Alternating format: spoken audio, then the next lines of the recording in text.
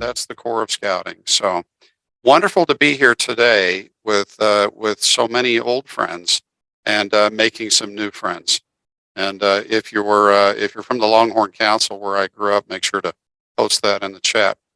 Which brings to mind, we have a very large session, so engaging on the microphone might be challenging for this session. If you could all open up your chat, and we're going to use that quite a bit today. We're going to be discussing several items. The top 10 list of things that people seek in a positive relationship, a way to measure those relationships, mistakes that can happen from any party in a relationship, and when mistakes happen, how to rebuild. So let me ask you a few rhetorical questions. Can anyone win a baseball game by themselves, or any game? Can you play a tennis match all by yourself? Can a life scout earn their Eagle rank without the help of many? And can we as leaders do our jobs all alone? The obvious answer to all of the above is no. That's why making personal contacts and building relationships is so important.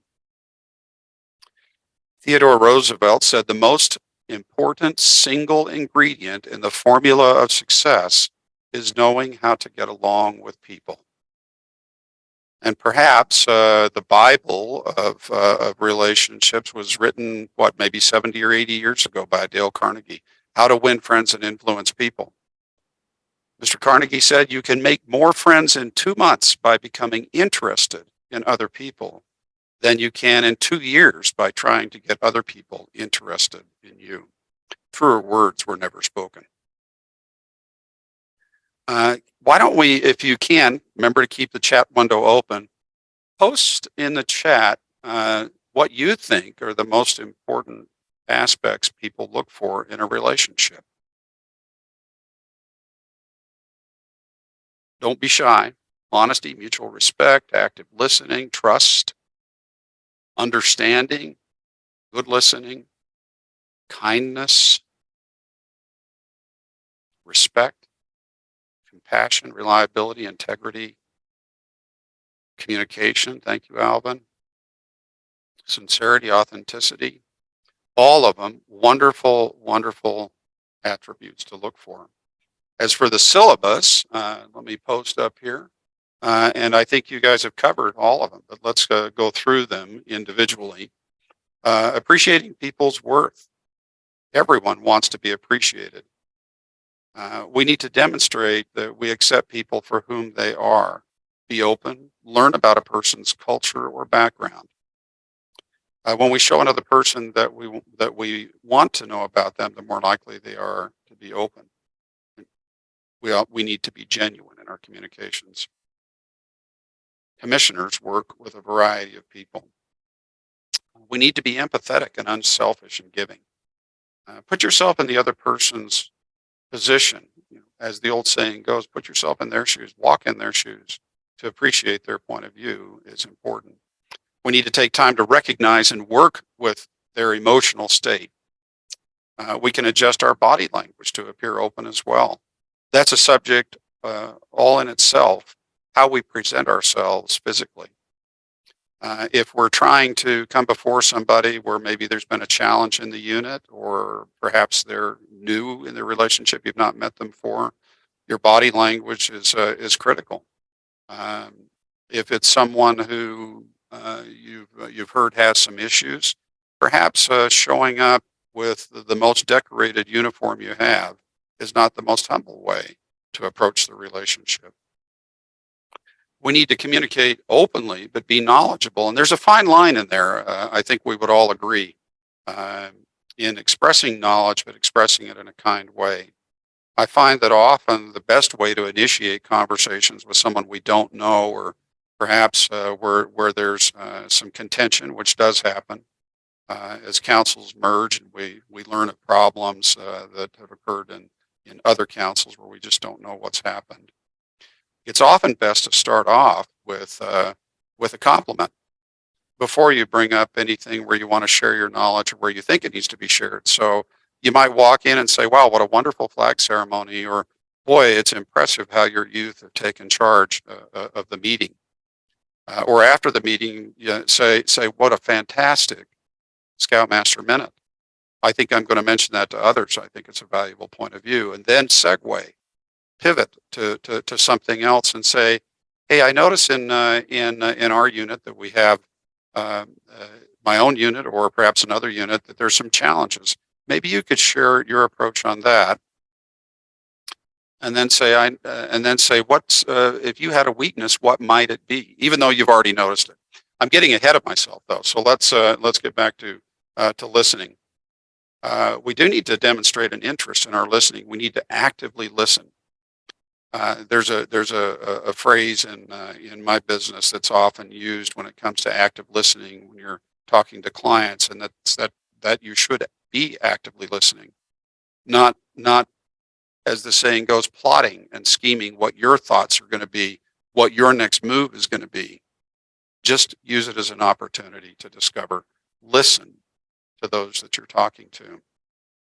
Keep your arms open, not folded. Again, back to body language to convey to others that you are open to their ideas. Give them some feedback about the ideas they shared if they seem receptive to it. If not, then you can pull back in the conversation and just ask more about them until you build that relationship. We'll talk more about that here in just a few minutes. But commissioners listen more than they talk. You need to be positive and upbeat. We all do, and optimistic. Our role as commissioners is manyfold. But perhaps if you were to sum it all up into one, we are cheerleaders. We're cheerleaders for the units, for other leaders. We cheer them on. If they need some help or seek out help, we can kindly share it. But our number one job is to be a cheerleader. One of the things I do, which I started many years ago at a summer camp where we had a youth who was very self-conscious and had a very poor self-esteem, is that I said, "Hey, awesome, how are you today?" That's been probably 20 years ago. And over the course of the week, you could see his disposition change because each time I saw him, I'd say, "Who's awesome?" or "Hey, awesome." When I first said, "Who's awesome?" He said, "I don't know." And I said, "Well, you obviously." And then it got to where when I said, "Who's awesome?" he'd say, "I am." And his demeanor changed over the week. That technique works just as well with leaders if it's genuine. Don't be disingenuous about it, but make sure that you use your method to let them know they're valued and appreciated each time you meet them. Commissioners who find and compliment the positives are more likely to be consulted when an issue does arise. We need to be reliable, be honest, and do what we promise to do. It's impossible in the case of youth to gain their trust when it's most needed, when they're having challenges in life and they need a mentor to come to. If you've disappointed them, if you don't keep your promises, if you have an activity and you cancel it rather than doing a plan B, if you say you'll do something for them and you don't, um, uh, then it's very hard for them to ever trust you and the words you say. And we'll talk about that when we've misstepped a little bit later. But good commissioners will find answers and follow up whenever they come up, where they're reliable. We need to be trustworthy. Um, we need to build trust and earn it. It's difficult to walk into a room and instantly be able to make a difference because we're new in the relationship. There are those situations where you come across somebody who's the brother you never had. Somebody who you have so much in common with that you instantly have a connection. Most of the time, though, we have to earn trust, and there's a reason. I think we would all agree why trustworthy is the very first point of the Scout Law, because without trust, we have nothing else. As commissioners, we are asked to be friends, to be a friend to the unit. Trust is essential for a commissioner to succeed. We need to be a people person, and that makes a lot of us uncomfortable. I know that there are certain environments I'm in where I have to be overt. Normally, I'm introverted. And at the end of it, I try to rise to the challenge. And at the end of it, I'm physically and mentally exhausted. If you find it's not your natural way of being, find a way to get there. And hopefully through this brief session, we'll be able to discover some techniques that you can use. Commissioners encourage others by being upbeat and rallying others to be optimistic about overcoming obstacles. They are people persons. We need to be understanding. We need to be objective and unbiased, respecting other people's points of view. Understanding other people by looking at things from their point of view and recognizing their emotional attachments to their opinions will open communication. Doesn't matter whether their opinions fit yours or not. As a 23-year-old commissioner, unit commissioner, many years ago, I was at a commissioner training event. I believe it was the first bachelor's that I went to college. And one of the instructors at Worth Ranch said, I think he sensed that I was a little overly sure of myself and my very young way of scouting. And he said to me, Brett, there are 1,000 ways to do scouting right. Your way does not have to be the way. And I took that to heart. It was so emphatically shared. We need to be understanding of other people's ways of doing scouting. If it isn't our way, it doesn't mean it's a wrong way. It just means it's not our way. I will tell you that wonderful, experienced commissioner also said to me that while there's 1,000 ways of doing it right, there's 1,000,000 ways to do it wrong. And we all recognize those when we see them. And as a commissioner, sometimes that's our cue that we need to step up if there's youth protection issues or something that's just clearly outside the bounds of good scouting. Scouting provides a very large tent, though, where we can all be part of it. But occasionally, we need to speak up when somebody is working their way out of the tent and provide some corrective, constructive comment, not in front of everyone, but just an opportunity for them to be able to continue to remain in scouting's tent. Commissioners appreciate various points of view, are impartial, open-minded, and sensitive to the needs of the units they serve. Commissioners need to be willing to find common ground. Be somewhat persistent in the opportunity to do so as you approach a new unit or a unit with challenges. You may not instantly be received, but over time and persistence of showing up, you'll become part of the unit. You'll make friends, and you'll be able to get to know the unit leaders on a personal level. So we're going to discover here a little bit about finding where we are.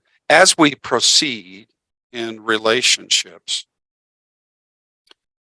we need to know where we are. If we know where we are, then we can figure out what's going on. Jerry Acuff and Wally Wood researched how to measure where you are in a quality relationship, and they developed this relationship pyramid you see before you. It's a great reminder, and as you approach a new relationship, where do you think you are on this pyramid? Feel free to post it in the chat. I think it's obvious and empiric in this situation, but let's ask the redundant question.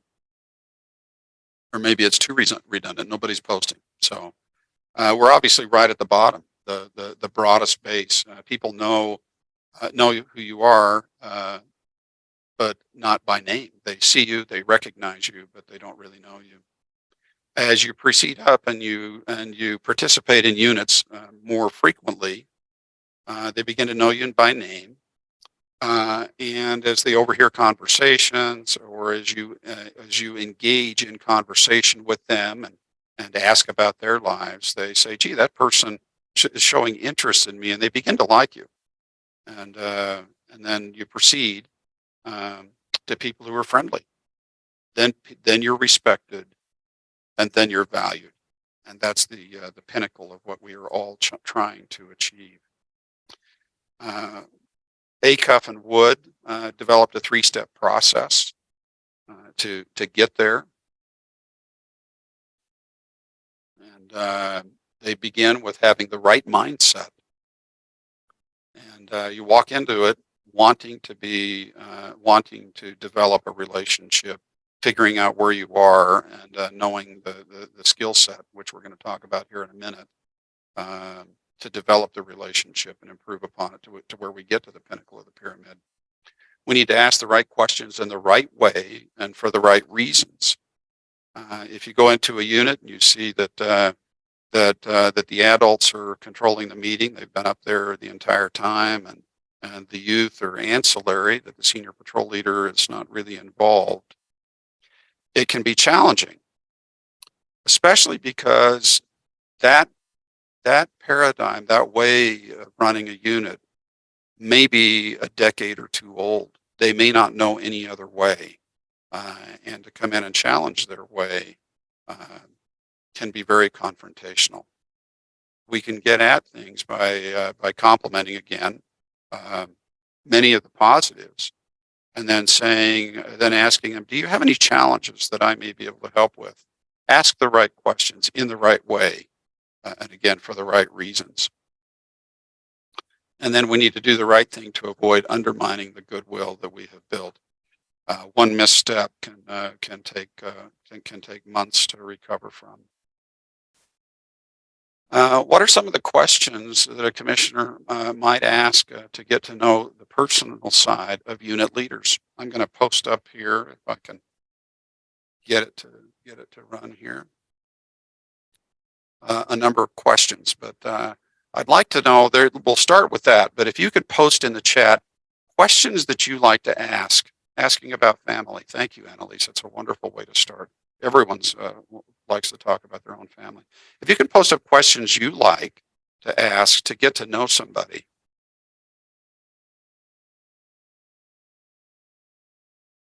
Where do you live? Great question, especially if you're in Crossroads of the West is geographically, I believe, the largest council in BSA. Hobbies other than scouting.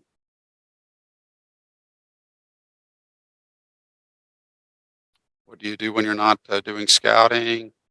Let's see, they're scrolling up pretty fast here. Last book you read? Favorite restaurant? Since I'm the one doing all the talking here, I'll answer some of these. Chinese. I could eat Chinese 3 meals a day and be happy. Favorite campsite? That's a great question. What do you like about scouting? Wonderful, Alvin. Thank you.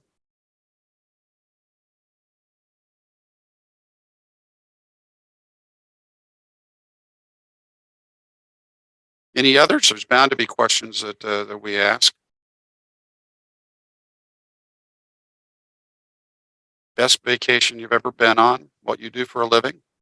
Thank you, Kenny. Oh, where did you learn your interpreter strip? You guys can't see mine. Morse code. I still practice my code almost every day. How did you get involved in scouting? Again, I'll do some of the answers just because I'm the one at the mic. My scoutmaster was my father figure. Long story. You can ask me another time. Have you attended a high adventure camp? Thank you, Matt. Port transients. Where are you from? So yeah, people that are from Hill, like for instance, Hill Air Force Base here. Where have you been posted? And favorite camping spot? Again, Alvin, thank you so much. What's my ham call sign? November 7 Kilo Golf, N7 KG, or as they call me, Kilogram or King George sometimes. How long have you been in scouting? Different places and positions. All wonderful questions. How do you tie a bowline? There's actually several ways to do it. You have to pick the one that has memory, muscle memory to it. So before you see a list of questions, and sometimes if you're at a loss for which questions to ask, they can be instructive for you. So What do you do in your free time? Are you a morning or a night person? I feel like some of the questions on those, it's a great list of questions, but I feel like some of them um, are questions you would ask situationally. So you wouldn't walk into a room and the very first time you meet somebody, ask them um, about their favorite place to vacation. Number 8. It's kind of out of place. Questions need to be appropriate to the conversation. If they've mentioned they've been on a vacation, say, where is your favorite place? But to start out a conversation may not be the best way. Perhaps the best way to find common ground is with the scouting questions, and go from there. Follow me, boys.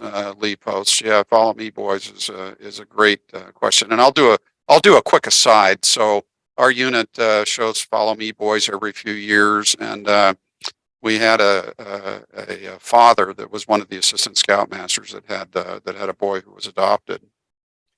And as the meeting started, he came up to me and privately asked me, when we get to the point in the movie where the young fellow gets smacked around by his father, who's had one too many, would you mind bypassing that? There was a story there that had to do with the past for this adopted youth.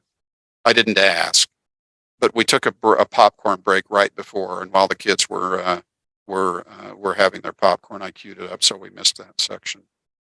Being sensitive to the needs of others is critical in building relationships. So anyway, let's see here.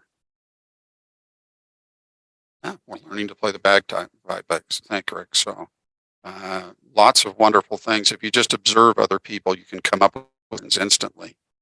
It can be awkward asking questions if you don't know where to start. If you had to describe number 18, if you had to describe yourself in 3 words, what would they be? I feel like that's something that I might ask after the relationship had been a little bit more established. Maybe when you're familiar and friendly, but not at the very bottom layer of the pyramid. So unit commissioner basic training mentions that commissioners should maintain regular contact with leaders and that their service is based on a philosophy of friendship. We are asked to be a friend, a representative, a doctor, a teacher, and a coach. And my PowerPoint got a little bit behind here. So that friend is perhaps the beginning of things. Occasionally, you have to go in being a doctor.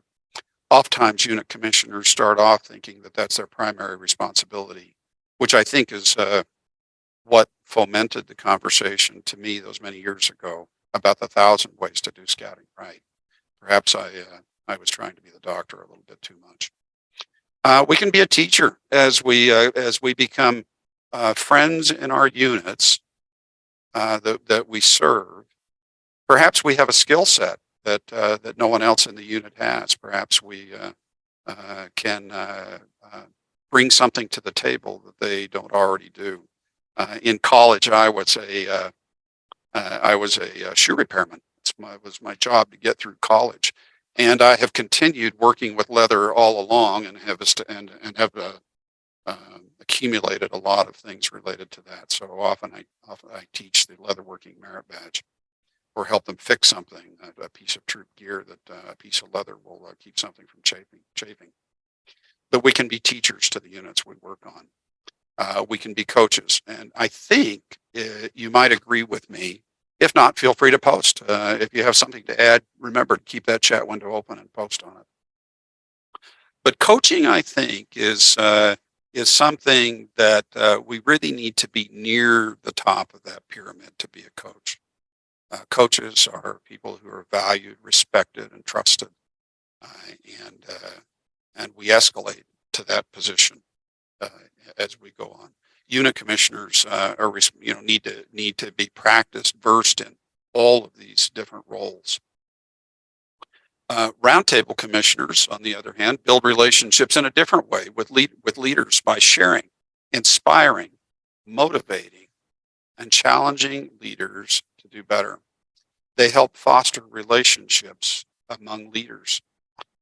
Consider a spider web. The commissioner is at the center.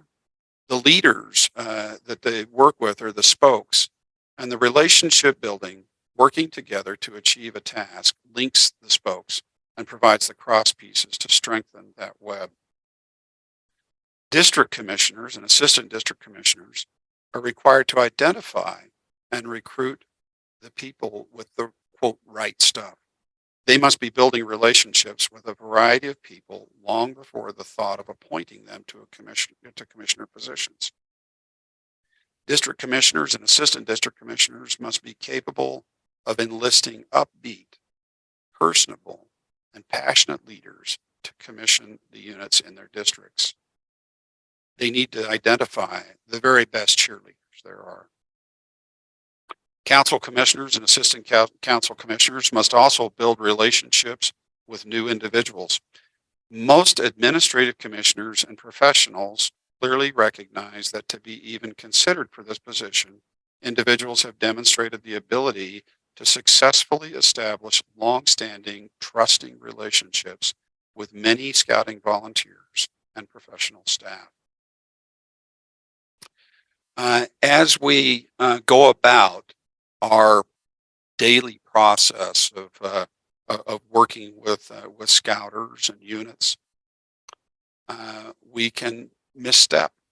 Mistakes can happen. Feel free to post at this juncture, other ways. This is not a totally inclusive list. It's just somewhat representative, but some common ways of harming relationships can be just not saying thank you when it's appropriate. And I would argue that saying thank you is always appropriate. Thank you for allowing me to join you today in your meeting.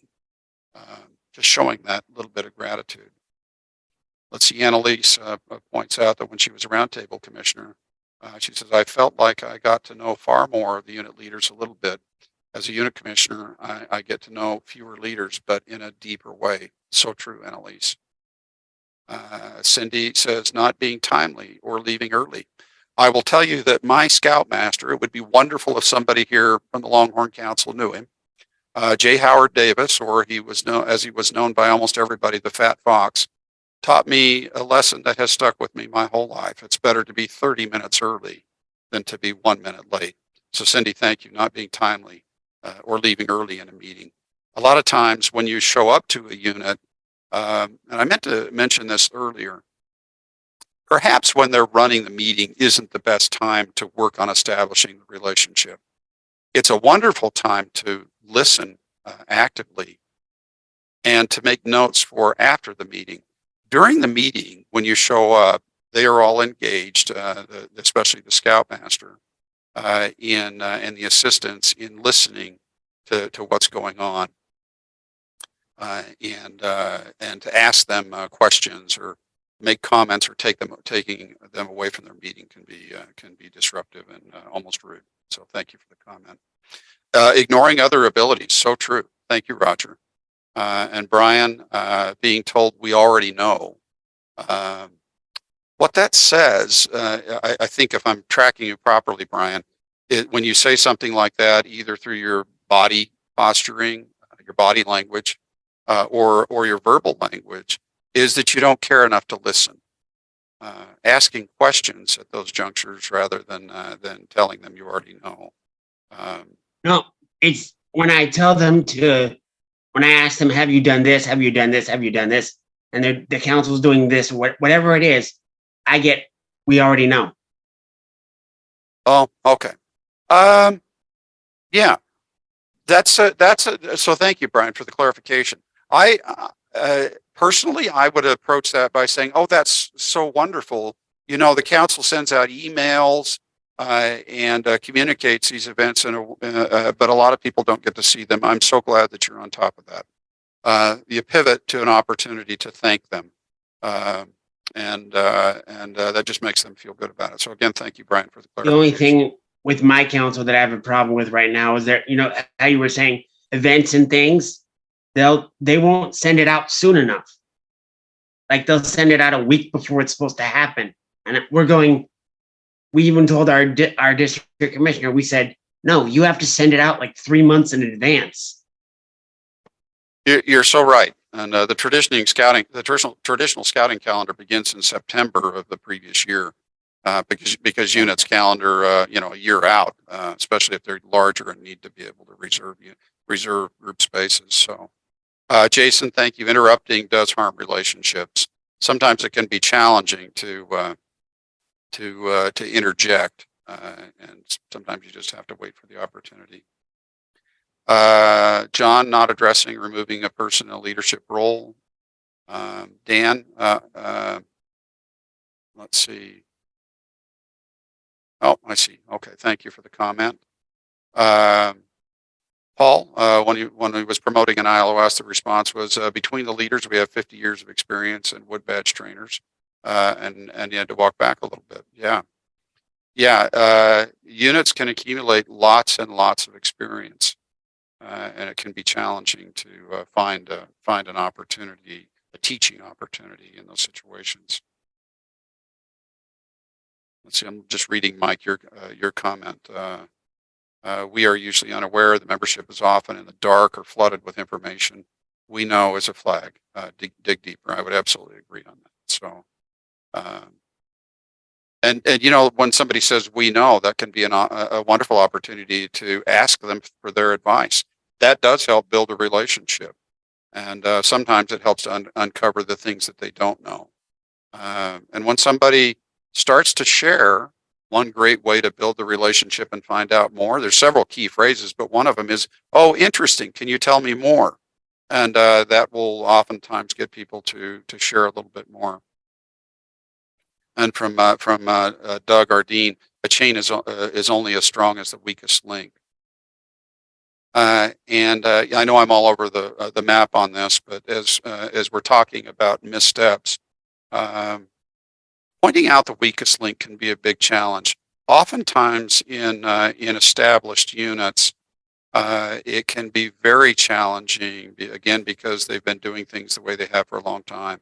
And sometimes, not sometimes, all the time, it can be difficult for people to speak up and disrupt the status quo. Jason, I like that. I also find it's important to ask if you can take notes, because sometimes taking notes can be viewed as you're not listening, especially if it's on your phone. It can be viewed as if maybe they're playing Sudoku or answering texts for somebody, that you're not really engaged in the conversation. So owning that up front is very important. Thank you for that, Jason. Let's see. With that, let's see. We'll just cover the slide here. Forgetting to follow up. So important. If you promise something, one of the cardinal rules of scouting is to have a plan B, and that you. Well, I'm convoluting a few things here, but if you promise somebody that you're going to follow up, you better follow up. When it comes to making promises, the plan B is very important. So we forget as the years go by, and as we get busy and losing an event, the opportunity for an event isn't as critical. We forget what it's like to be a youth, or to be a unit leader that's wholly engaged in something. It's easiest to go back to the scout position and realize that, hey, they pack and unpack their duffel or whatever they've got to make sure that they have everything. They dream about what it's going to be like to go to this new place that they've never been before. Their minds are open and teachable. And in that moment, if you cancel an event, or if you don't keep your promise to them, you have lost your ability to ever make a difference. You've taken a significant step back on the pyramid. You've lost your ability to be effective. If you stop listening in a conversation, and I can tell you that's challenging for myself. I'm very ADHD, and oftentimes my mind drifts, and I have to remind myself to be present in the conversation, to actively listen. Slip of the tongue, I'll cover real quick. Coming from Texas, There's a word there. I'm not going to say it. It's not a horrible word, but it's used to say I'm angry with somebody, or they made me angry. When I moved to Utah, that word is commonly used here by children. And to this day, I've been in Utah since 1989. If I hear a kid say that, I think, well, where's their parents to wash their mouth out? It's not one of the horrible words. Again, I won't mention it, but the things we say can often be construed as offensive, and it can be very challenging. So, violating a confidence, of course, is something that we need to be very aware of. Sometimes we're told things about units, especially as it relates to challenges they're having with other leaders, and we need to be careful to not share that openly, so that we don't develop a mistrust that cannot be repaired. So when it comes to rebuilding damaged relationships, feel free to post on ways you think we might be able to do that. But here are some ways, and then I'll take a glance at the chat here in just a second as we approach our time for this session. We need to recognize what went wrong without assigning blame. And I find that the very easiest way to do that without assigning blame is to just recognize that it happened. I'm so sorry that this has happened. Is there a way that we can find resolution, rather than pointing out the individual or talking in detail about it? Because at that juncture, oftentimes you don't really know everything there is to know about the situation. We need to be humble and explain simply and honestly what went wrong. And again, if we need to apologize, we do it. We have to own the situation, but not jump into the solution until we know enough about it. And in those situations, we talked about promises a moment ago. When relationships have been damaged, it's especially important to keep your word, because the other party is looking for that resolution. And if you fail them in that moment, you've doubled down on the damage. So building relationships does not always come naturally. For some it does, but for most of us it does not. Relationships of any worth can be planned. They do take time, and they require a persistent effort. So thank you all for your time today. In the few minutes we have remaining, I would love to entertain a question or a story. And let me get back to the general session so we can see each other. And you want to raise your hand, but as it relates to building relationships, would somebody like to share their their go-to technique?